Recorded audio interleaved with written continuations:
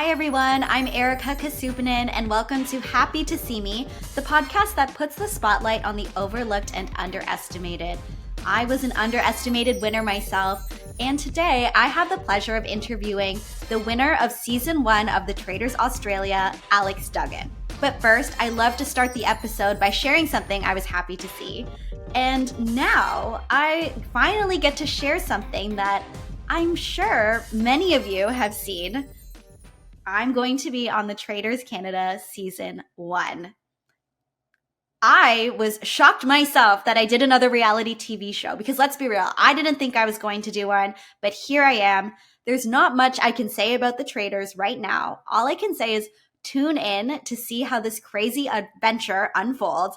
And then once it's all said and done, I'm happy to talk about it. I'm happy to explain why I went on another reality TV adventure and share all of that with you. But for now, I'm excited for you all to tune in and to see this new adventure. I will say it was so hard speaking to a Traitors winner and not being able to tell her anything about my experience. But even without being able to talk about my experience on the Traitors, I had an amazing time chatting with Alex Duggan.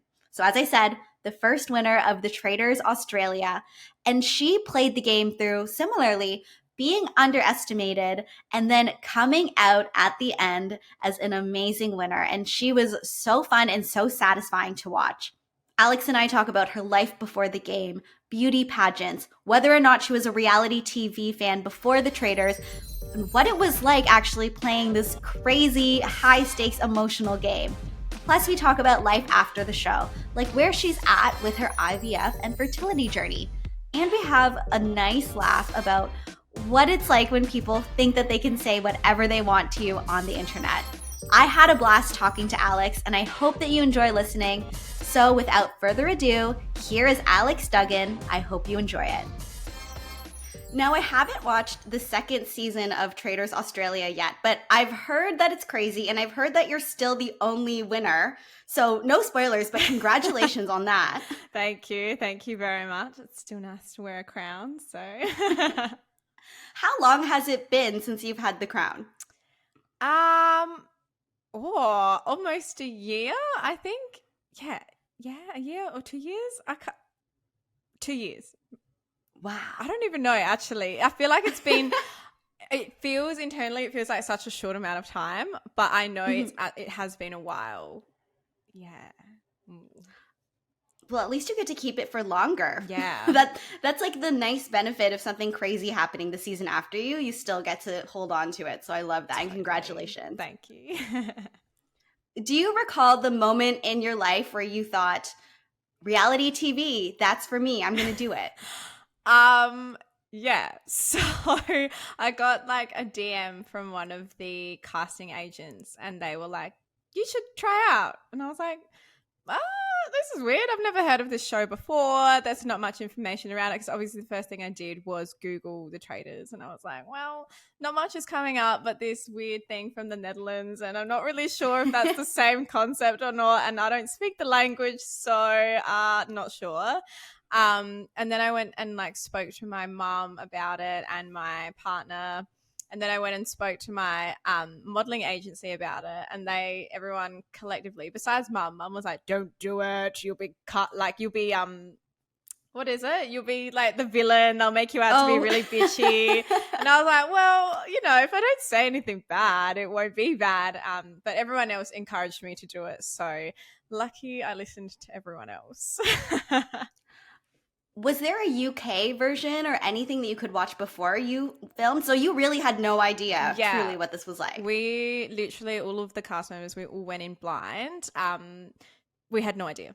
No idea what to expect, what was going to happen. Because obviously the Netherlands one, I'm not even sure if I'm getting that right, but it had a brief kind of outline of what it was, but we weren't sure if the Australian version was going to be the same. You seemed like you came in prepared with some type of strategy, considering that, no one really understands the game. Were you a reality TV fan before you actually went and filmed the show?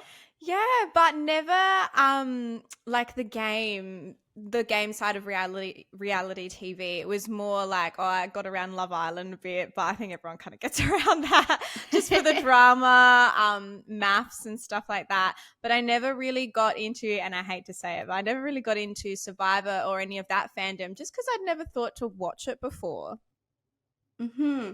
So then you had a strategy. Truthfully, I think it was similar to the way that I played Survivor as well, where you go in and you decide you want to be underestimated. Did you have experiences in life before Traitors where you thought, okay, people are underestimating me? Yeah, I think that like throughout life, everyone is always going to make an assumption of you.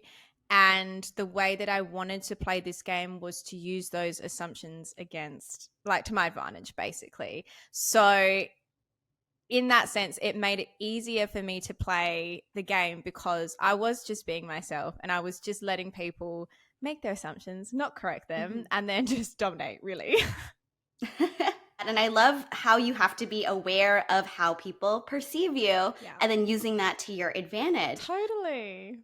I want to ask a bit about your life before Traitors. So I know that you competed in Miss Universe Australia a few years ago. Yeah. What was that experience like? And did anything you learned from there help you when you went on to reality TV? Yeah, so that experience I had when I was quite young and naive, and I didn't like it was the same kind of feeling where I had nothing to lose but time, so I may as well just give something a go. Both these experiences completely outside my comfort zone, so I knew that from the Miss Universe experience, I was always going to grow if I put myself in a similar situation. So Miss Universe, I think what it taught me was that in life, you're always going to come across people that you don't like, which is fine.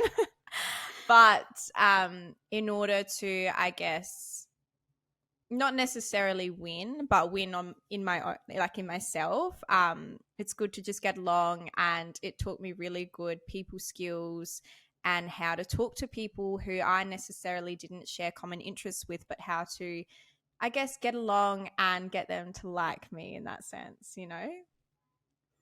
Do you find that you encounter a lot of people you don't like?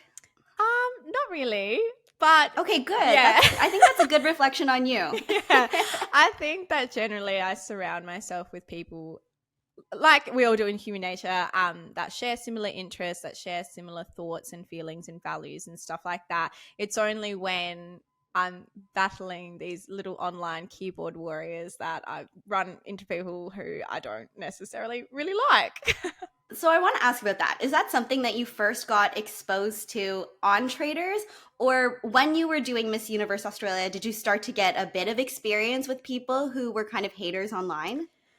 I think at the time of Miss Universe, yes, Instagram and influencing was a thing. But I think in my world and for where I was at, it wasn't such a big thing. So the Traitors was really kind of the only experience that I had where I've had strangers telling me to go kill myself. You know, it's oh my God, it's a lot. So sorry. No one deserves that. No, I'm so sorry. Not us. It is what it is. I think from my past and my background of going through schooling and going through bullying and all of that, it gave me a really thick skin. So it set me up in the long run for this experience to be able to handle it in a way that was healthy. Good for you for having that thick skin because it's hard. I feel no matter how much one mentally sets them up for knowing that people are going to say whatever they want to them, it's really hard in the moment when you're seeing the things that people say. So good for you for having a good attitude about it. Thank you. With a show like The Traitors, I feel like the viewers can almost take it really personally when they see that somebody has betrayed somebody. What was the response like to you? Because you betrayed your biggest ally at the end. Were people excited about your win, or do you think that people took it really personally that you betrayed somebody? So it's hard to say because I think that when it was like a mixed bag, but generally I think everyone was like, oh my God, you go girl, do it for the gays, do it for the half Asian people, you know, that minority group, we need you out there doing this stuff. So I think overall it was quite positive, But obviously when there are negative voices, they do scream louder than the positive ones. So there was a lot of backlash, but I just put it down to they didn't understand the game. And at the end of the day, that's all it was. It was a game. It was like, it's like playing Monopoly with your best friend. Like there's always going to be a winner and a loser. So yeah. Exactly. It's like you were just playing a game and this one just happened to be broadcast to a lot of people and the stakes were a bit higher, but everybody knew what they signed up for. Yep. That one moment where you reveal at the end that you're a traitor, where it seems like you don't have it in you to say anything beyond just the nod. Like, what was that moment like? Because it's something that I've watched over and over and so many times since then. It was absolutely terrifying. I remember like the leading up to that moment, I was just distraught. Like I'd been crying because I knew that what was about to go down was what was about to go down. Because I think when you get to that point in the game and I knew, you know, where everyone's relationships were and who got along, who didn't, who I could manipulate, who I couldn't, I'd set myself up pretty well. Not to brag, but, you know, I had it in the bag. You should brag. You did set yourself up perfectly. Yeah. So I knew that when push comes to shove, that was going to be what I had to do at the end. And the complete and utter anxiety I felt in that moment, like my whole body just melted internally from the inside. And initially all I could just get out was the nod. I just nodded at him. I literally could not even function. The words were not coming out. And then obviously like I had to be like, Craig, I'm a traitor. And I think once it was out on the table, it was a big weight lifted off my shoulders. But yeah, what happened after was not. Ooh. When they replay that moment over and over again, I think one of the reasons why it's such a compelling moment is it's very real. I think that there's a lot that's like quote unquote real on reality TV, but that was just a real moment where that's the only reaction you could have. The way that his face looked and the way his eyes got big, that was the only reaction he could have. Yeah. And when I watch it, you know, with the dramatic music and it's slowed down, it seems like this went on forever. Like, how long was it actually in real life? Oh, you know, how long does trauma last in a room like that? I felt like that moment went forever. I just wanted it to end. Like, even though I had just won this show, and I knew that I had won the moment that Kate left that room. Mm-hmm. Even though I had just won and it was supposed to be such a triumphant moment, I was like, oh, I just want it to end. I just want to crawl into bed. I just want to curl up into a ball and never look at anything ever again. I quit. Like, goodbye. This is it. So, yeah. I get it because you're emotionally spent at the end of a show like that. Even at the end of Survivor, when it was announced that I was the winner, I was just thinking, get me out of here. Like, I don't want to be filmed anymore. I don't want people like hugging me, congratulating me. I want to leave. So it's such a weird thing where you achieve this amazing thing, but you're just like, I'm done. Yeah. Get me out of here. Yeah. I think like as soon as the bubble is burst, like the reality TV bubble, everything that you have convinced yourself is so important for the past however many weeks, it's just gone. It's like, oh, yeah, see ya. Channel is off now. And that's it. That's it. The remote turns the TV off and you're done. So, yeah. So anticlimactic. Climatic? I don't even know how to say that word. Oh my gosh, yeah. I remember the footage of you. It's like you're in the middle of the table, like touching the gold bars, like smiling. And I'm like, this is probably such a weird moment because she's also just broken some nice old man's heart. And now she has to celebrate that she has all this like plastic silver. Oh man, they were real silver bars. They were heavy. Oh, they were real? They were heavy. They came with like a case and everything. So no, they weren't plastic because I held them and like if you hit someone over their head with one of them, they would die. Like they had weight to them.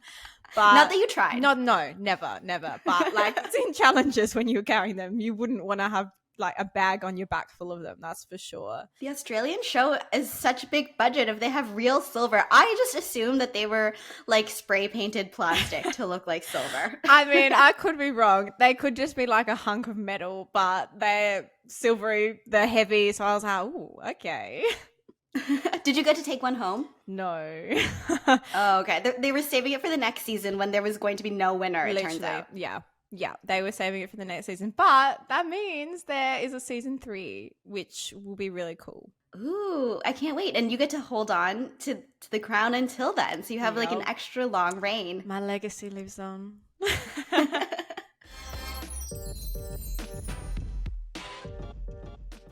One thing when I watch The Traitors that I find that myself and my friends who have watched it, we've had a hard time wrapping our head around is on the show, it looks like people are so emotional. People are crying. You did a great job at crying, both real and not real. But I feel like the show almost leaves out how emotionally charged the whole thing is. So what is it actually like when you're with these people and people are getting murdered and people are getting banished? Yeah, it's really strange. And I think you could attest to this too. Like, even though it feels like weeks have passed, it's only been 3 days. And you get really attached to people emotionally throughout this game because you are in a space that's not normal. You're outside of your comfort zone. You're away from people that you love and you trust. And so you have to rely on the people around you. And so that becomes a really emotional thing because you're all really vulnerable. So you're all clinging to each other to protect each other, essentially, or like, you know, get a leg up, whatever. So a lot of the tears that you all saw were real, and the ones that you didn't, they were all real too. All of my tears, they were real. They came from a place of distress, sadness, guilt, whatever. But in that, I'm a crier, like in my real life. So it's not abnormal for me to just burst into tears at the drop of a hat. But I think that on the show, everyone was like, what the fuck is wrong with this girl? Like, she's crying all the time. I'm like, it's just me. I just really hate heights, and every challenge had some form of heights to it. And then I think you're super stressed out. You're aware. I'm such a creature of like comfort. And if I'm away from my comforts, I'm totally out of whack. So I get emotional about that too. So everything was just real emotional for me. But I use that to my advantage because, I don't know, everyone probably looked at me as like, oh, she's just a sad little model that cries. And I'm like, yes, sure, that's what I am. Was there a part of you that turned that up a little bit? So turned up your crying, turned up your emotions and feeling sad and missing home. Did you, turn that dial up a little bit so people would underestimate you? I think when I was made a traitor, that's when I probably had to think about it a bit more and turn it up and strategically cry. Like, at that point, it was so far into the game that anyone being voted out that was my friend, it was really sad. So those tears when people left, I was like, oh God, that's actually really sad. Even though I knew it was coming, it was probably just guilt as well.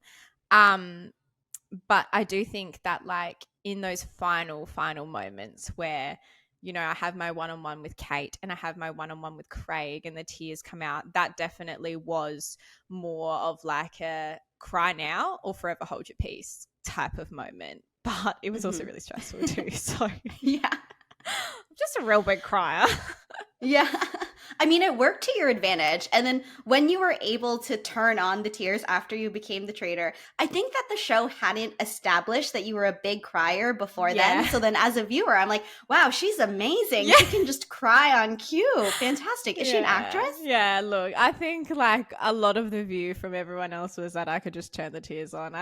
Like even Roger at the end was like, if someone doesn't give you an acting deal, they're stupid. And I'm like, hey, I'm not asking for much. I can just cry. I know. Hollywood call her because she can obviously pull it off.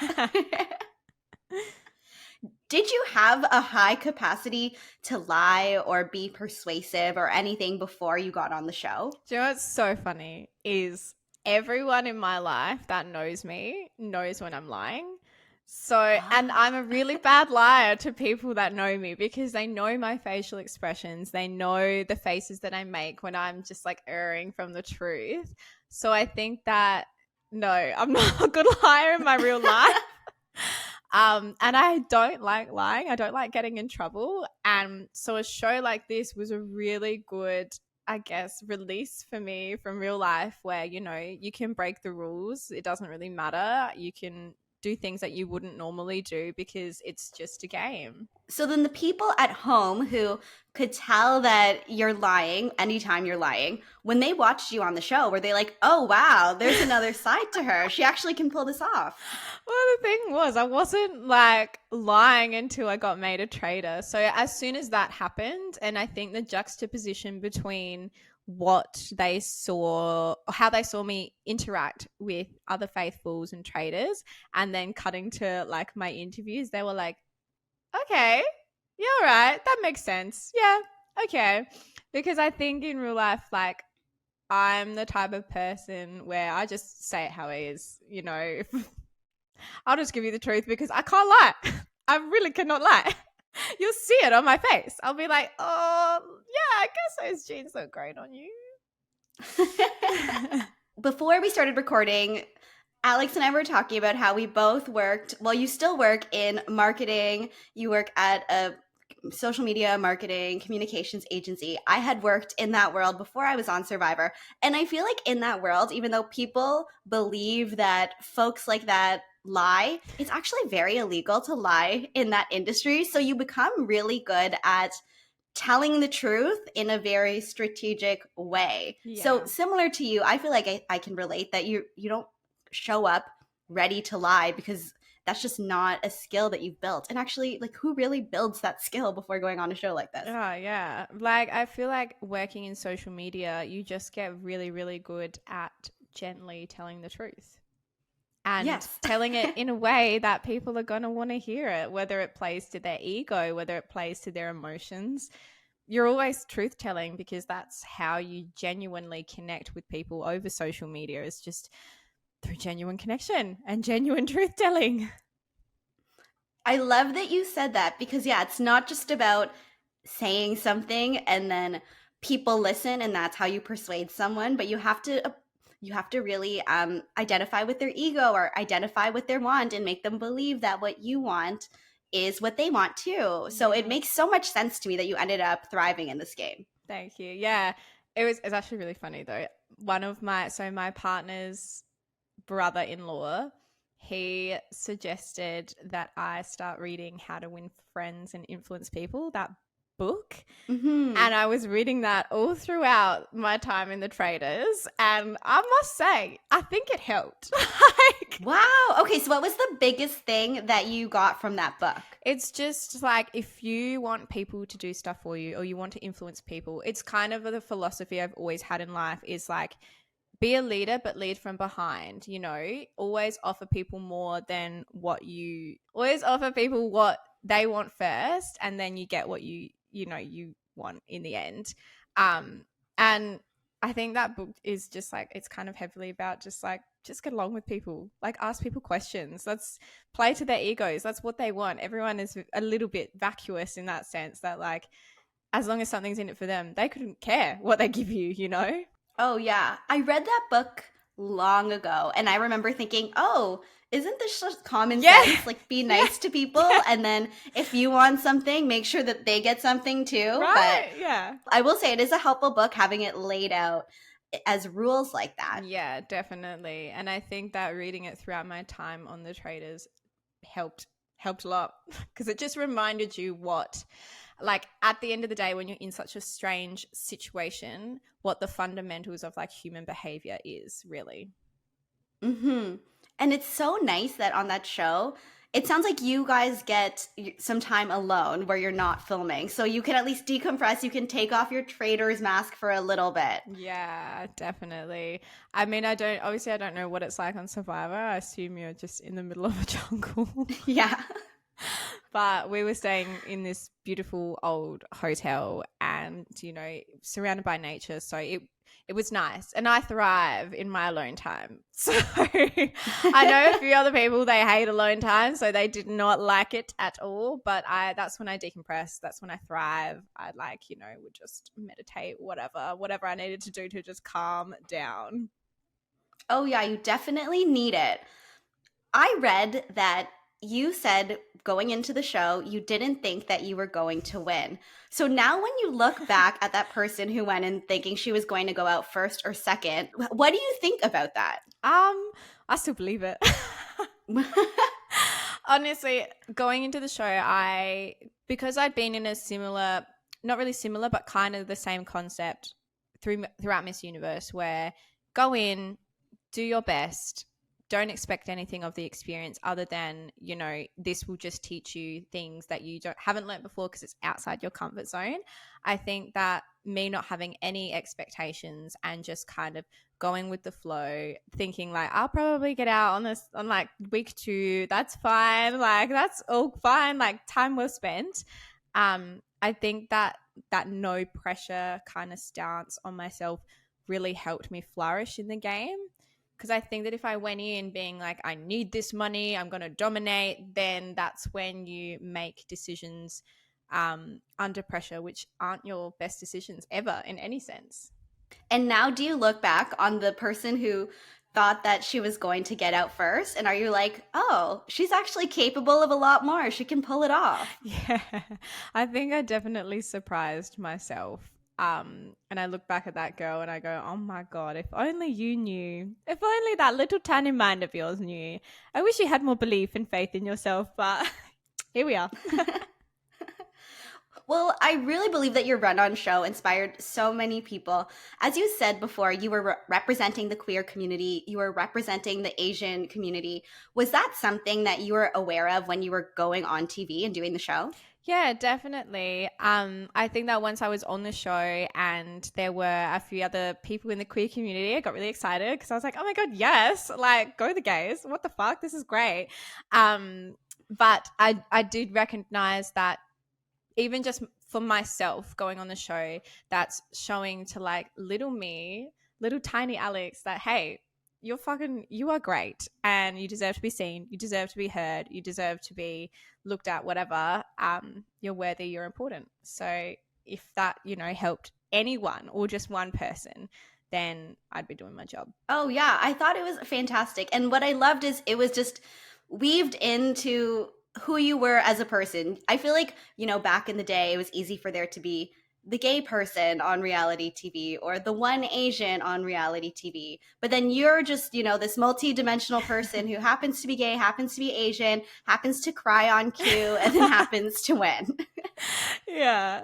Look, I don't know how I wound up with all of these titles, but here I am. I'm just being me, honestly. I think it's probably because, like, me coming out so late in life, I didn't have really any excuse other than to just accept myself as I am. You know, I tried figuring out what was wrong with me, like why I didn't feel right for a long, long time.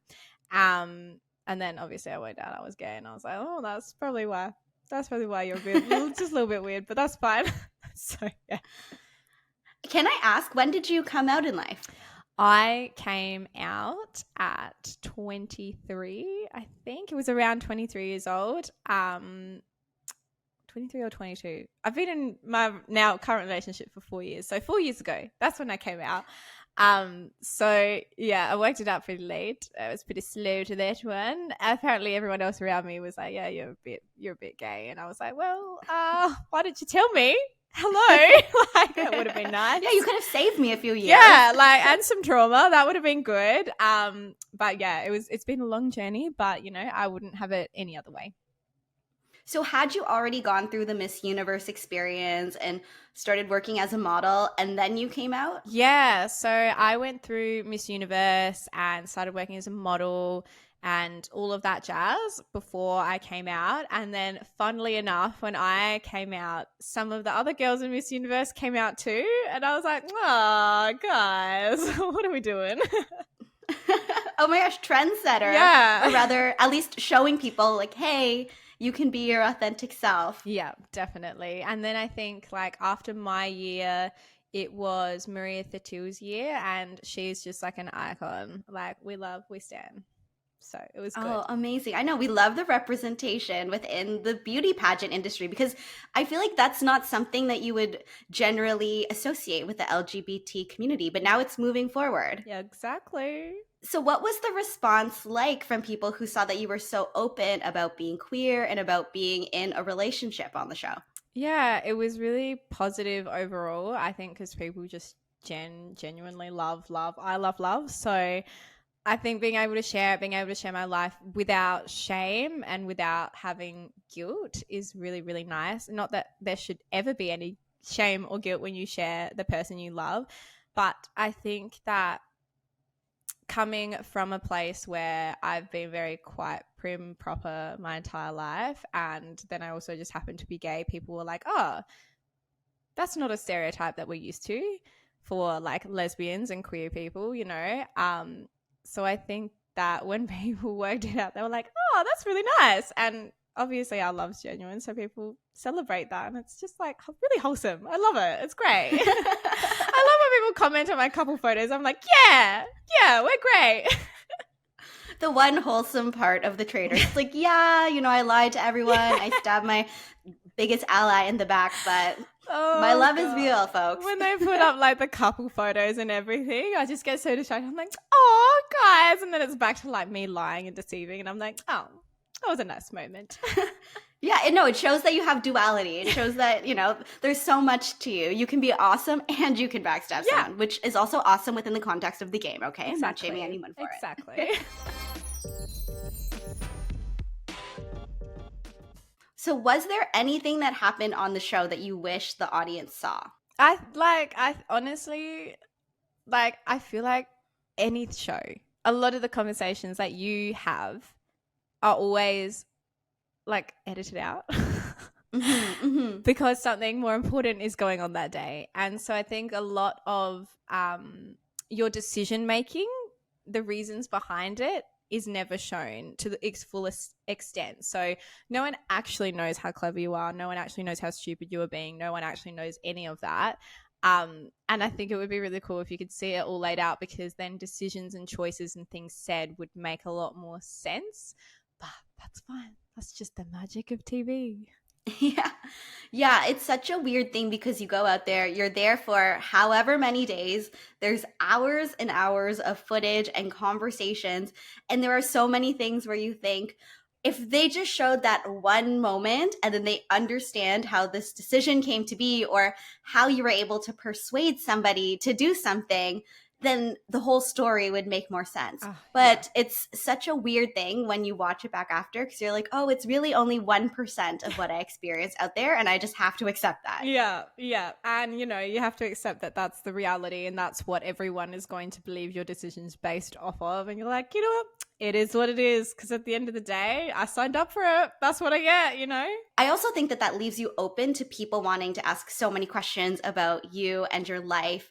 I want to ask about fertility and IVF, because you were very open on the show about how that was something that you wanted to pursue with the prize money. So how is that going, if you don't mind me asking? Yeah, I think that since the show, it's something I've definitely been a lot more closed off about, just purely because so many people from Camp Craig have come over and said, I don't deserve a family. I hope that my IVF fails. I hope that, like 2 gay women can't have kids. That's just not a right household. So I've been very cautious with talking about any of that. But I think that like where we are at in life, like we want to first get married. We want to first buy a house, because these same people would scream at us if we didn't have a stable home for these, like our kids. So we're going to do that first, set everything up. We're going to Europe at the end of the year to get that little travel bug out. And then hopefully, well, I'm hoping, but like towards the end of next year, that's when we will start our journey. But I'm also just terrified, because like I've never done a fertility test before. My partner hasn't done one either. We kind of know the bones of the process, but I think that it's honestly just the fear of the unknown is why we haven't yet pursued it further. Partly because we also have a lot of other things to figure out in our life. We know we'd be great parents. We know that that is something that we want, but there's just a few milestones that we have to check off first. And one of them being like, when she proposes to me, that would be great. Hint, hint. Hint, hint. And this poor gal, she's so sick of me doing this in like public platforms. She's like, Alex, like no one's going to fucking care when I do finally propose because you've tried to get it to happen for so long. I'm like, yeah, I'll just do it, it'll be fine. So yeah, we're just waiting for the right time, and that time is not right now for us, which is fine. And I've always said that throughout every single interview, but I think that like people from Camp Craig just want to use that against me. So it is what it is. Well, I think that it makes sense, and I think that you don't need to justify any decision or any timeline because this is a big decision. Yeah. And I do think it's not only the Camp Craig people. I feel like there are so many people who got invested in your story. And this happens so much with reality TV fans. They become so invested in someone's story. And then they've watched this accelerated timeline of events on TV that they think, okay, next is now she's going to do IVF and have the baby, right? But it actually is very realistic for you to say, okay, you're still in your mid-20s. I'm 26 years old. I'm not about to pop out a kid. I mean, if I had Kylie Jenner money, I would have had a baby at like 20, But I've got a few other life experiences to have before I start giving my whole life to my child, 100%. Yeah, it's a very personal thing. And I was really fortunate. I froze my eggs this year, and I talked about it on social media. And I was willing to share it. And then I found that there were so many people who ended up reaching out to me. And a lot of people who I knew, and I had no idea, they were like, thank you for talking about it because I ended up having fertility issues, and it makes me feel better because it's something where women feel like they have to go through that alone, and it's an isolated experience. But they were saying, oh, through you just talking about it, it made me feel less alone. And I could imagine it was probably the same for you and people seeing you on TV. Yeah, and I think for, someone of the queer community to talk so openly about it, it was really nice for a lot of people in my community to hear that, because it's not something that is broadcasted all over TV, Even for me to try and understand the process, like at the start, I had no clue. There's I haven't looked that hard, but like from what I can see, there's not many resources out there or clear information. Like you generally have to go into a center and talk to someone about it. You can't really you can research it online, but then what ends up happening is you see all of the other countries and how they do it and the really fortunate ones. And you're like, why can't we be more like Switzerland or something, But now we're here in Australia. I'm very fortunate, but yeah, it's just a very tricky process and very expensive as well. That's why I want the money. It's not like I'm out here spending money. I still live at home with my parents. That money is all tucked away. That's all saved up. I'm not touching any of that until that time in my life comes anyway. So, yeah. Oh, yeah, I hear you. Most of my money is invested. And if I also didn't win money from a show, there's no way I would have been able to afford to freeze my eggs. Yeah. So I think that's the other thing. It's we both recognize we're in fortunate positions that we can make decisions about our fertility. Yeah. But also do it on your own timeline. Yeah, exactly. I've got some Karens in my back pocket being like, where's your baby bump? You haven't had a baby yet. You're lying. And I'm like, bitch, it's not, I think at that point when people were making those comments, it hadn't even been 9 months since the show. So I was like, are you serious, bro? What do you think do you think we just have kids like normal people? Yeah. Oh my God. It's just go some common sense. Did people end up accusing you of saying that for the game or anything, or saying that you would do that to just so you could win? 100%. I just was in shock because I was like, where is this coming from? Are you okay? What if I had had a miscarriage and I didn't want to talk about it, and now you're over here accusing me of not wanting kids? Some people's common sense. Some people just have no common sense, and I feel sorry for them because they're not operating on a level that I understand, and they're never going to understand me. So We just like agree to disagree, leave me alone. Like it's your choice to follow or not. But yeah, the people commenting stuff like that, I was just like, you can't win because, you know, if I had then gone off and had a baby, they would have come for me for like, you know, not having a house or not being married or, you know, being a gay couple and having a kid, you know. It's like if it's not one thing, it's the other. So I just take it with a grain of salt and I go, well, you know what? Sucks to be you. Yeah, exactly. You know that there's going to be somebody who comes to you and is like, your baby's the result of lies and backstabbing. Yeah. It's like, I think like someone called me pond scum and I was like, yeah, okay, no worries. Like, yeah, my baby will be pond scum. That's great. Good on you, bro. Like, leave me alone. I'm glad that you have such a good attitude about it because, yeah, it can easily get you down, but truly it's nice that we can laugh about it because even though it hurts, at the end of the day, it's not actually personal. It's like people don't believe that you're a real person after watching you on TV. And the reality is it's like there will be a real baby eventually. It's like I think at the start when it like all of the online commentary first started to happen, I was like, oh, this is fun. It's funny. And then through the middle there, I did struggle a bit. And like that's when I decided because I used to see a psychologist regularly and I was stopped because I was like, meh, whatever. But then I started seeing him again and I was like, I probably need you. I need your help. And so it was really good to just kind of like rake through my mind all of those negative things out and came to the conclusion that like what people say about me isn't a reflection of me because they don't know me. It's a reflection on their insecurities and all of that. So just feel sorry for them because at the end of the day, if they're making comments like that, they don't understand. And that's fine. You don't have to understand. But people deal with the unknown in different ways and their way is just to spew shit online. You know? I know. Maybe they're the pond scum. Like, Yeah. no one is actually pond scum. No. They just act like pond scum at certain times. Yeah. So. Yeah, exactly. We can all act like pond scum, but the difference is I just don't type it online where everyone can see. Yeah, you keep it secret. Yeah. Or you do it on TV where you can win money. Where you get paid to do it, you know? Exactly. Yeah. So now that the experience has been let's say like a year-ish behind you. Yeah, a year. What have you been doing since the show? Honestly, I've been working. Yeah. I pretty much what happened after the show was I went through an epiphany, I guess, because that's normal after an experience like that. And I went through the stage where I was like, I don't want anyone to see me. I don't want anyone to have access to me. I don't want to speak to anybody. I just want to curl up in a ball and just decompress. So I quit my job. I quit modeling.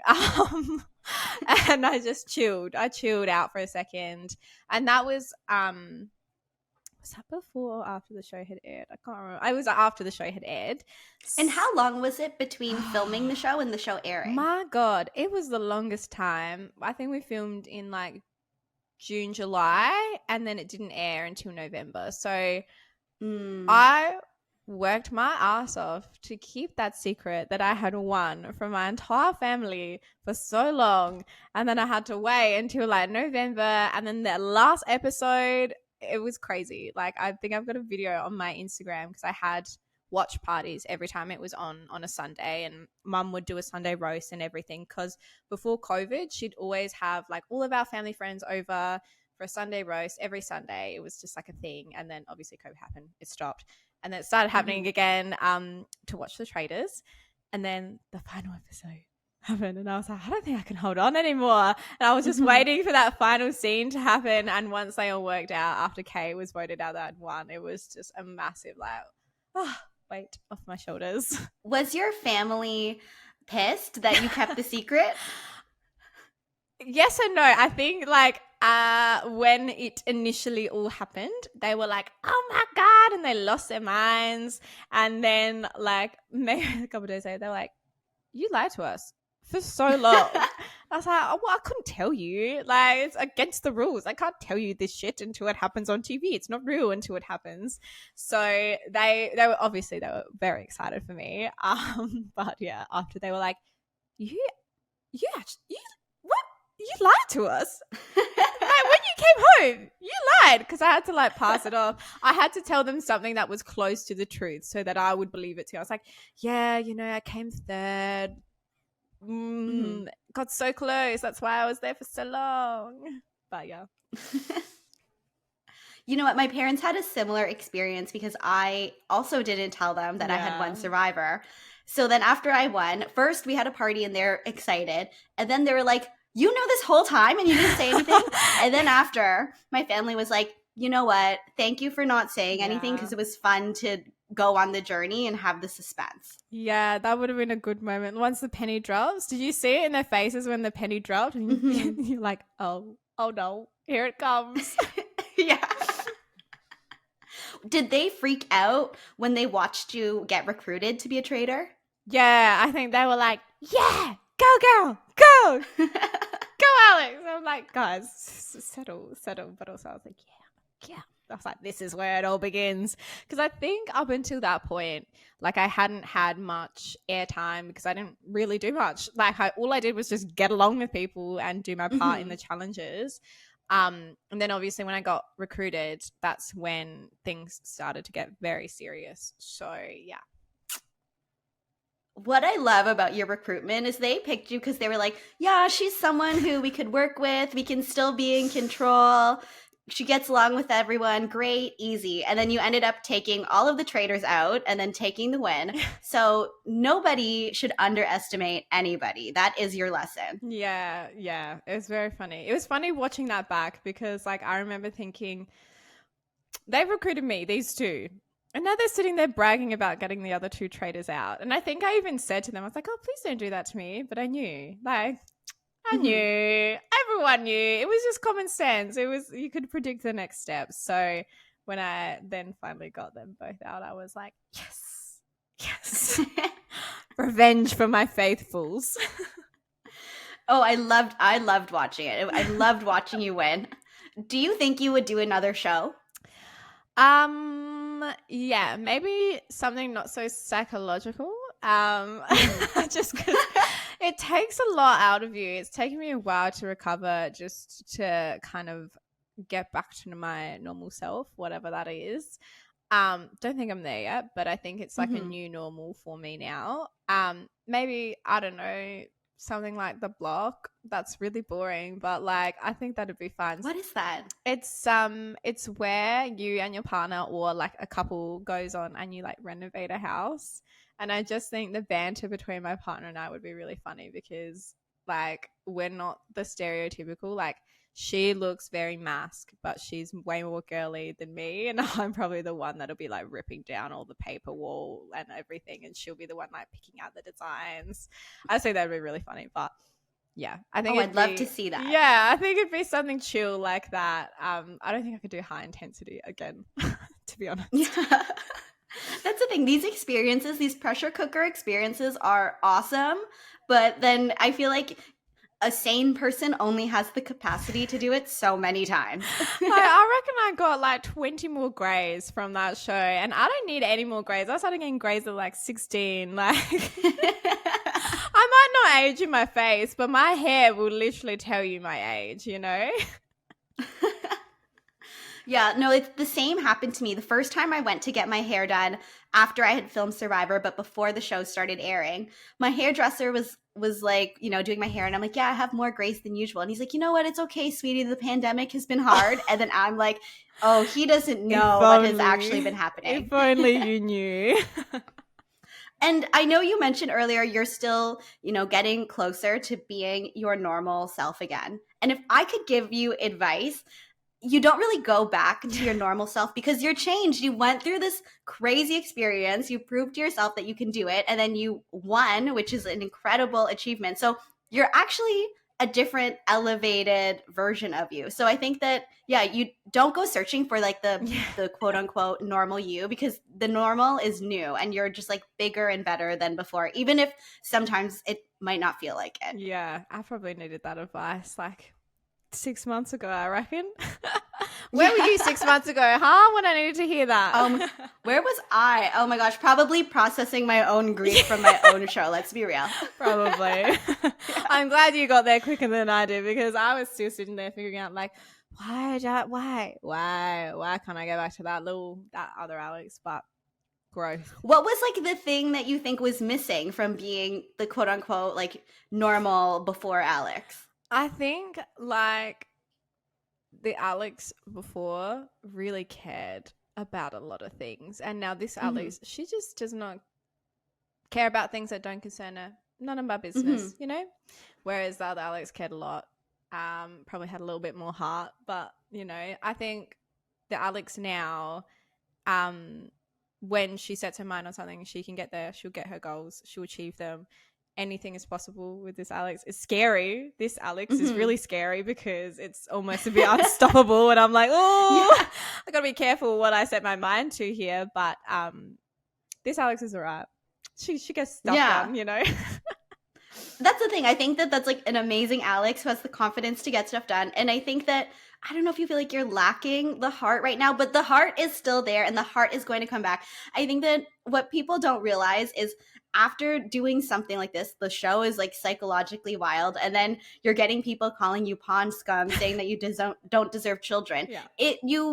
It like hardens you a little bit where you feel like you need to like have a shell and protect yourself. But eventually as time goes on, that's going to go away. And then you're going to be this Alex who knows she can achieve anything and she's going to have a lot of heart. Yeah. So you're going to be like the phoenix rising from this like crazy Traitors experience. Thank you. That's so nice. Oh my gosh, it's my pleasure. No, honestly, you should be proud of yourself and you should be excited about what comes in the next chapter because you represented yourself and you played the game so well. Thank you so much. That means a lot. So what is next for you? Yeah, I don't know. I think like there's so many things that I want to do, but it's just picking one, which is hard. Because I love so many things. I like have my fingers in every single pot. But I think the main thing that I really want to get into music. I love singing. Ooh. And my biological dad, he was a singer and a songwriter. He was also like a producer. That was his main role, like for TV and stuff like that, which is funny, coincidental. But yeah, I really want to lean into that more and see where that takes me. So I know it's like cheesy, corny, like, you know, reality TV star gets into music, but I've always had my heart in music. I just didn't really know what to do with it or how to get there. But yeah.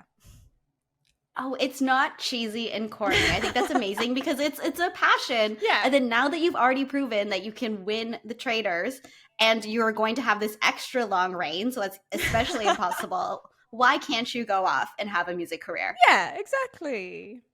See, I just need you as my hype girl everywhere I go, you know? Oh my God, I'm happy to do it. I mean, the time zones will make it hard, but I'm happy anytime. Perfect. Alex, thank you so much for chatting with me today. I love connecting with another winner.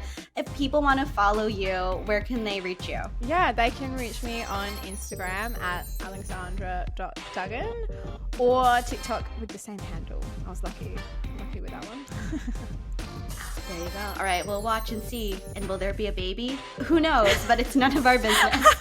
You know what it is? None of my business. Thank you. It's weirdly therapeutic for me to speak to another winner, so thank you for being part of this online podcast therapy journey with me. But truly, I love that she has such good humor about dealing with what people say about her, and she was way more awesome than I imagined, and I hope that you can agree. So thank you so much, Alex, for being part of the show and for sharing your Traitors winners journey with me. All right. So now it's time for me to answer a listener's question. And this week, the question is, do you have any tattoos? And if you didn't have any, what would you get? So I actually have 2 tattoos. If you're just listening to the audio, I'm going to weirdly, awkwardly try to show on video. Oh, I think I got it. So I have this rose tattoo that's on my left forearm. This is one that meant a lot to me. I got it to commemorate my grandmother. And this was my first tattoo. So when I was thinking about this one, I really thought about it. I thought about the design I wanted, the meaning, the tattoo artist. And I also thought, all right, this is going to be on my body for the rest of my life. So I have to make sure I really want it. So I set a rule for myself where I believed that if I still wanted the tattoo by the end of that calendar year, then I would get it. So yeah, reach the end of the calendar year. The next year, I reach out to the tattoo artist and I get it. And it's one of the best decisions I've ever made. I love this tattoo so much. Now, in comparison, my second tattoo was as impulsive as it comes. It was truly a sunny Saturday in Toronto. I was out with like a bunch of Big Brother Canada people. So Netta was there, and I interviewed Netta actually on episode 18 of this podcast. So check that out. And then a few other Big Brother Canada people. And Netta had this idea that we should all go and get tattoos. And, you know, the good vibes and the fun we were having together, we were like, yeah, let's all go do it. So we all got little tattoos. They're all different. I will show mine in the camera now. So if you're listening to the audio, tune into the YouTube. But it's this little black heart here. Does it look like a heart on camera? No, because even looking at it right now, it barely looks like a heart. Everybody thinks that it's a birthmark. So it was so impulsive. This tattoo doesn't even look like what I thought it was going to be. I literally picked the design off of the wall. So it was the total opposite of my well thought out rose tattoo. But hey, at least I could cover it up in the future, and at least I had fun getting it. So it's on the same arm as my rose tattoo. So I have the juxtaposition of a tattoo I really love and a tattoo that I like in a different way. So those are my tattoos. I think eventually I'll get more, but I want to wait and see that there's something that I really want so I don't run into this other small black heart, aka birthmark looking tattoo situation. But thank you for submitting a question. And if anyone else has any questions for me, feel free to write them in the comments, or when I ask for questions in the future, let me know because I could answer it in a future episode. With that, I want to thank everybody for tuning in this week. If you haven't already, please like, share, subscribe, and review the podcast wherever you get your podcasts. We're also on YouTube. It's at Happy to See Me Pod on YouTube. And I'm on Instagram at Happy to See Me Pod. It's always a pleasure sharing these conversations with you, and I will be happy to see you next Monday.